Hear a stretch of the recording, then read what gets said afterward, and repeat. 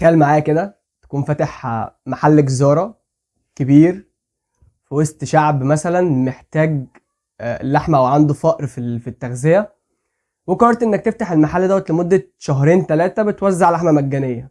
طبعا انت بتعمل خير وخير كبير قوي تشكر عليه طبعا، وربنا يجازيك عليه خير. وبعد كده تيجي الناس الجميلة التحفة الانتيكة بتاعت البلد وتيجي تقوم واخداك من قفاك تسجنك، علشان انت بتبيع لحمه ببلاش، بتوزع لحمه ببلاش. فانت اللحمه دي يا مسمومه يا لحمه مجهوله المصدر، يا اما اي حاجه يعني ملهاش يعني ايه، اي حاجه مخالفه، اي حاجه فيها ضرر. ما ينفعش ان انت تكون فعلا بني ادم خيري وتكون فعلا بتوزع لحمه للناس اللي محتاجه، الناس عندها فقر تغذيه، فانت بتديهم عادي لحمه ببلاش يعني. لا، انت اكيد ما بتعملش عمل خيري، انت لازم تكون بتعمل حاجه غلط حتى لو احنا مش متاكدين منها، بس احنا هنحبسها. فيديو النهارده بتاعنا عن احمد ابو زيد. مين احمد ابو زيد؟ اظن مفيش حد ما يعرفوش. احمد ابو زيد صاحب قناه دروس اونلاين، اكبر قناه تعليميه في الوطن العربي كله، ومن اكتر الناس اللي انا بحب اتفرج عليهم جدا، ومن الناس اللي غيرت حياتي حرفيا. هو كان اكبر دافع ليا ان انا ابدا قناه يوتيوب، وشويه حاجات فاهمهم لك عن اليوتيوب، عن التصوير، وعن حاجات كتير كده. المهم ان الراجل دوت ما بيعملش اي حاجه في حياته غير ان هو بياخد معلومه بيستفيد بيها ويجي يفيدك بيها، ما بيعملش اي حاجه تاني. قناته مخصصه للتعليم ويعلمك الانجليزي واي حاجه ليها علاقه يعني بتنميه الذات والمهارات الشخصيه هو كان بيعلمها لك. طب ايه قصه احمد ابو زيد دوت وايه اللي حصل له؟ احمد ابو زيد كان مترشح لجائزه المليار متابع اللي بتتعمل في دبي كل سنه، وطبعا طلع قال للجمهور بتاعه والناس اللي متابعاه والناس اللي بتحبه: يا جدعان انا اترشحت للجائزه، بقيت من اول ال10 اللي ممكن يكسبوا، واترحلت لاول 10 ممكن يكسبوا في الجائزه دي. وطلع طلب مننا كلنا ان احنا نصوت. وطبعا بما انه عنده جمهور كبير بيحبه، انا بحبه وغيري بيحبه، ناس كتير قوي بتحبه ومتعلمه منه واستفادت منه كتير قوي، فصوتنا له وبالفعل احمد ابو زيد كسب الجائزه.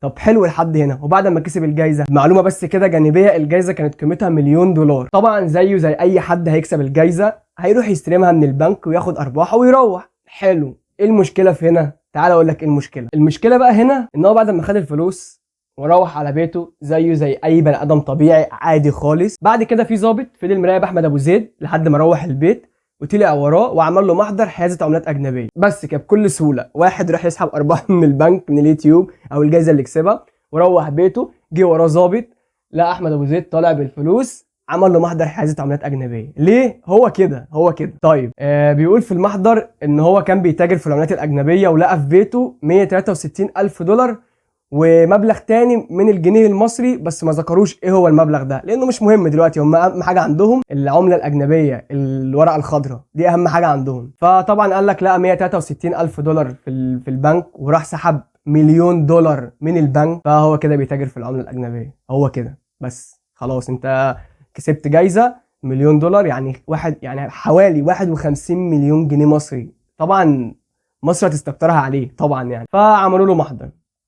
طيب انت عملت محضر نيابه عن ايه؟ انت دلوقتي واحد لقيت في بيته $163,000، ولا مسكته متلبس، ولا شفته بيبدل عملات مع حد، ولا في اي حاجه تدل على منصات التواصل الاجتماعي كلها ان هو اصلا بيتكلم في الموضوع ده، او حتى طلع قال ان هو مثلا معاه دولارات، او ان هو يعني ليه الموضوع ليه علاقه بان هو بيتاجر في العمله. فانت عملت له محضر ليه؟ طب سيبك من كده، في قانون في اليوم السابع لو دخلت قريته هتلاقيه ان انت ينفع تحط في بيتك عمله اجنبيه. هو ليه ليميت معين، بس هو اكتر من $163,000 بكتير. في ليميت معين ان انت تقدر تحط بيه فلوسك في البيت يعني، بس ما علينا. يعني في قانون بيحمي اللي معاه فلوس في البيت بالعمله الاجنبيه ان هو يحتفظ بيها في البيت عادي.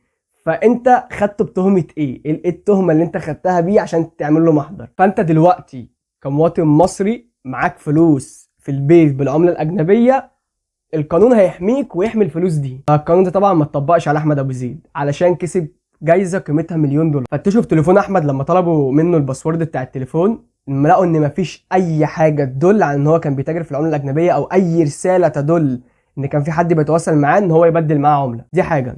تاني حاجه، هو اتحبس قرب العيد بتاع اخواتنا، فكانوا طبعا هيطلعوه للمحكمه ويحاكموه. اجلوا الحكم ليه؟ علشان في عيد واخواتنا بيحتفلوا بيه، اخواتنا المسيحيين، فعشان ما يحصلش قلق في البلد وعشان اليوم يعدي على خير فقالوا هيأجلوا الحكم. طلعوا اخواتنا المسيحيين دفعوا عن احمد ابو زيد وقالوا ان احنا ما كناش اصلا بنحتفل بالعيد دوت، يعني ده مش اول عيد يمر علينا ما نحتفلش بيه بسبب ان كل واحد بيبقى ملهي في شغله والدنيا بتبقى ماشيه طبيعي عادي، فانتوا ليه اجلتوا الحكم؟ ماشي، دي حاجه. تاني حاجه جت بعدها، انا مش فاكر التواريخ ومش هكتب لكم تواريخ، ولو لقيت تواريخ هكتبها لكم في المونتاج على الشاشه، التواريخ بتاعت المواضيع المواضيع دي بالظبط، بس انا مش فاكر التواريخ، بس انا هقول لكم الاحداث اللي حصلت. بعد كده كانوا طبعا عايزين يحاكموه. بعدها باسبوعين 3 اجلوا الحكم. ليه اجلوا الحكم؟ علشان ما لاقوش دفعه كامله من الضباط والجنود تامن احمد ابو زيد انه يخرج من السجن للمحكمه. حد يرد بقى، حد يتكلم.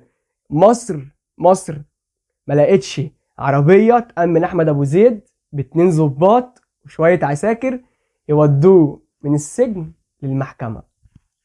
طب ده كلام يعقل؟ يعني انتوا ده اللي خلاكم تاجلوا الحكم؟ فلحد النهارده، لحد يومنا ده، لحد يوم التصوير دوت، محدش يعرف حاجه عن احمد ابو زيد، محدش يعرف ايه اللي بيحصل معاه تحت في الحبس. ما يعرفوش هو بيتعامل ازاي. راجل زي دوت المفروض يتعامل باحترام اكتر من كده، ويعني الموضوع ما يوصلش معاه ان هو يعني يتحبس بسبب حركه زي كده. هو واحد يوتيوبر هياخد ارباحه منين؟ من البنك. هو راح خدها بطريقه مباشره، خدها بطريقه قانونيه، راح سحب ارباحه من البنك ومشي. ايه الجريمه في كده؟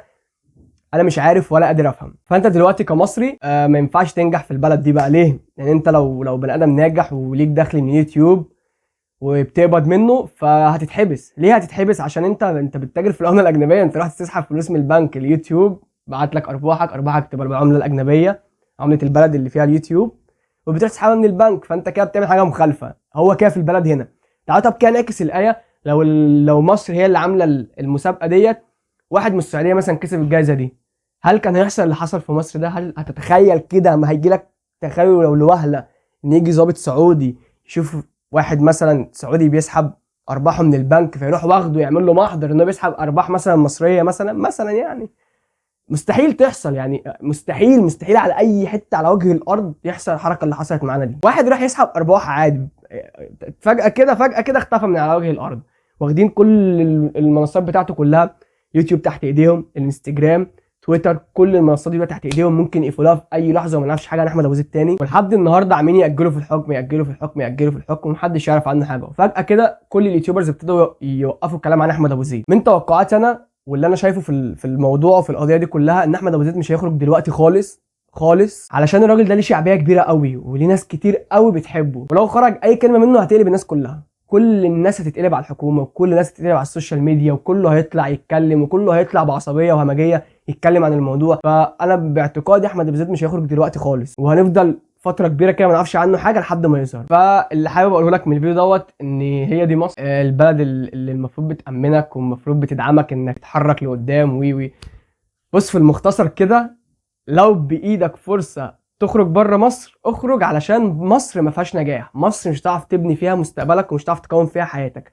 مهما توصل لمرحله كبيره قوي في مصر هيبقى دخلك كام في الشهر؟